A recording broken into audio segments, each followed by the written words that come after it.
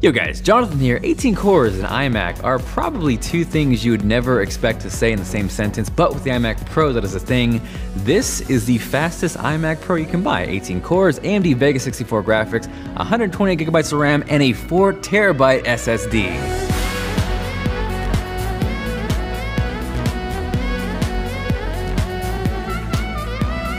So I've got a chance to spend the last couple days with this monster of an iMac, and I really wanted to focus on performance. For reference, I'll be showcasing it against a 10-core VEGA 64 iMac Pro, as well as an 8-core VEGA 56 model.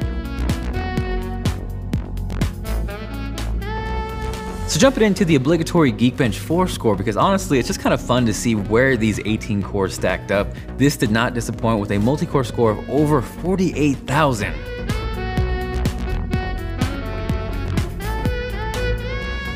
Now what was a little surprising but also positive is you don't lose that much in terms of the single core score compared to the 10 core and 8 core model, especially considering that the base clock on this is 2.3 gigahertz. Also, what was kind of interesting for me, this is the first time I've got a chance to stack up the 1 terabyte, 2 terabyte, and 4 terabyte SSD configurations. The bad news is the 4 terabyte really isn't much faster than the 2 terabyte or 1 terabyte for the matter, but on the flip side of that, the good news is no matter which route you go, you're gonna get pretty much the same performance across the board.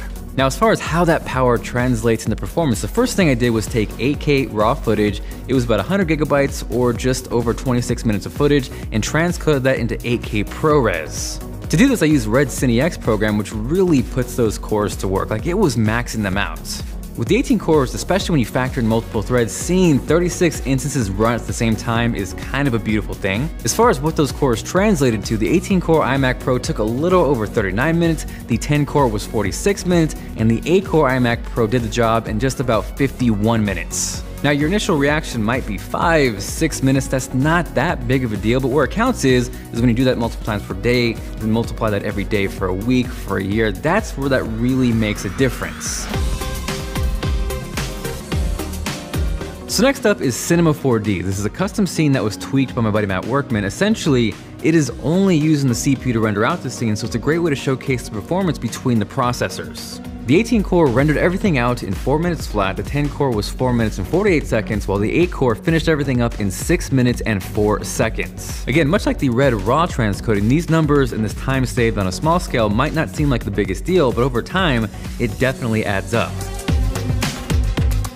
From there, jumping over to Final Cut Pro 10. Red Raw, the iMac Pro, and Final Cut Pro have been amazing. To give you a little rundown on this project, I have 8K Red Raw footage at a 12:1 compression. This was shot in Red's IPP2 logs, so I have a lot applied, a few different layers of color correction, and then I have background rendering off to really put these iMac Pros to work. So the raw timeline, which is unrendered, is about 3 minutes, and taking that and exporting it to a ProRes 422 file, the 18 core iMac Pro did that in 5 minutes and 51 seconds, the 10 core 6 minutes and 34 seconds, and the 8 core 7 minutes and 22 seconds. Even though the 10 core iMac Pro still has the fastest single threaded turbo clock speed, in this case you can see in terms of Final Cut, the extra cores do actually make a difference. In my continued search of programs that really take advantage of the processing power though, ScreenFlow 7 actually takes really big advantage of all those cores with the iMac Pro. What it did was take a 5K screen recording, had a 3-minute project, and then exported that into 4K H.264 footage.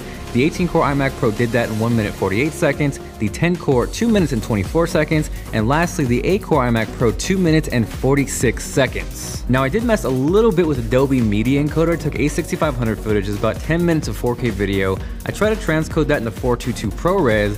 The 18 core did that in 6 minutes 54 seconds. The 8 core was 8 minutes and 36 seconds, but for some reason, the 10 core was actually slower than the 8 core at 10 minutes and 8 seconds. But from what I can tell, Adobe Media Encoder really wasn't taking advantage of all that hardware. I'm gonna do a little more research and a little more investigating, but I did want to share those preliminary Adobe results first. Now, plot twist, those motion graphic benchmarks featured throughout this video were created in After Effects, so naturally I thought it would make sense to render them out on these iMac Pros. So for a total of 6 independent renders, the 18 core iMac Pro finished everything up in 10 minutes and 36 seconds. The 10 core was actually the fastest here at 9 minutes and 43 seconds, and then the 8 core iMac Pro did the job in 12 minutes and 19 seconds. So these numbers kind of tell me a couple different things. One, the clock speed on the 10 core iMac Pro here in this case definitely makes a difference. And two, based off those comparisons against Adobe Media Encoder, Adobe is clearly not taking full advantage of the hardware on these iMac Pros. Honestly, I still think the 10 core iMac Pro is the best value in terms of bang for your buck with performance, but if you need that sheer processing power, those 18 cores really come in handy. Now, if you line up the 8, the 10, and 18 core in my case, the only one I haven't checked out yet is the 14 core. In terms of price and what you gain performance-wise, it's a pretty even jump. So if you transcode a ton on a day-to-day basis or potentially use really CPU-intensive programs like Cinema 4D, that's maybe where those extra cores come into play. But if you're asking me, I still think, again, the best bang for your buck is the 10-core iMac Pro, but nonetheless, the 18-core iMac Pro is a super solid performer. It is very, very powerful. Hopefully you enjoyed this video. If you did and you are feeling like being awesome, make sure you guys smash that like button. This is Jonathan, and I will catch you guys later.